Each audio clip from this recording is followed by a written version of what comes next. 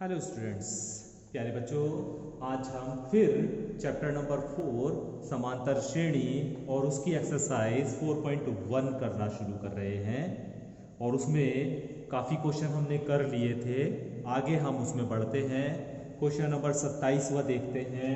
और question number 27वां ये कहा है कि श्रेणी का समांतर श्रेणी का पीवा पद क्यू के बराबर है और क्यूवा पद पी के बराबर है, तो सिद्ध करना है एनवा पद P plus Q minus N होगा। ये हमें प्रूफ करना है। क्वेश्चन समझ में आ गया होगा। पीवा पद क्यू के बराबर है और क्यूवा पद पी के बराबर है। तो पहले समांतर श्रेणी का हमने लिख दिया। पीवा पद किसके बराबर है? क्यू के। और पीवा पद क्या होता है? A plus P minus one into D. A N क्या होता है? एन पद क्या होता है? A plus N minus one into D. ये होता है। पी पद का है तो एन की जगह पी आ जाएगा। तो A plus P minus one into D और बराबर किसके हैं? ये क्यू के। इसे हमने समीकरण नंबर 1 कह दिया है। इसी तरह क्यू पद पी के बराबर है और क्यू पद होगा क्या? A plus Q minus one into D और ये किसके बराबर है? पी के। ये हो गया आपकी समीकरण नंबर 2। अभी प्यारे बच्चों समीकरण 1 से समीकरण नंबर 2 को घटाएंगे, सब्ट्रैक्ट करेंगे। तो समीकरण 1 में से 2 को घटाया, समीकरण 1 ऐसी लिखी माइनस, ये घटाएंगे तो ये माइनस हो जाएगा, ये भी माइनस हो जाएगा। Q minus one into D और बराबर क्यू में से भाई जो लेफ्ट हैंड साइड में से लेफ्ट हैंड साइड घटती है और राइट हैंड साइड में से राइट हैंड साइड घटती है, तो क्यू में से पी घटा दिया तो क्यू माइनस पी आ गया है। अभी देखो ए से ए कैंसिल हो गया, इन दोनों में से डी कॉमन ले सकते हो। इन दोनों में से हमने डी कॉमन ले लिया है, बचा क्या? P minus one minus P minus one minus Q minus one लिखना है, लेकिन माइनस चिन्ह है यहाँ पे, तो ये क्यू प्लस वन हो जाएगा और बराबर क्यू माइनस पी।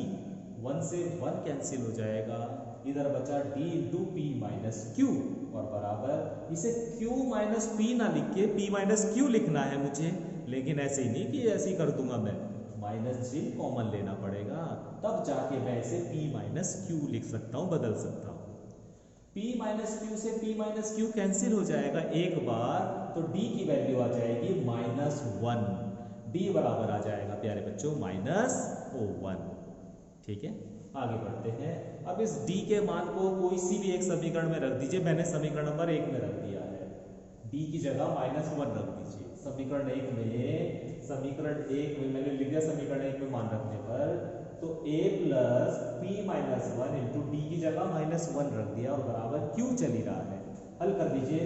a इस माइनस वन की जब प्यारे बच्चों आप प्लस के p में गुणा करेंगे तो माइनस का p हो जाएगा, और जब इस माइनस वन की आप माइनस वन में गुणा करेंगे तो प्लस का वन हो जाएगा और बराबर क्यू चल रहा है।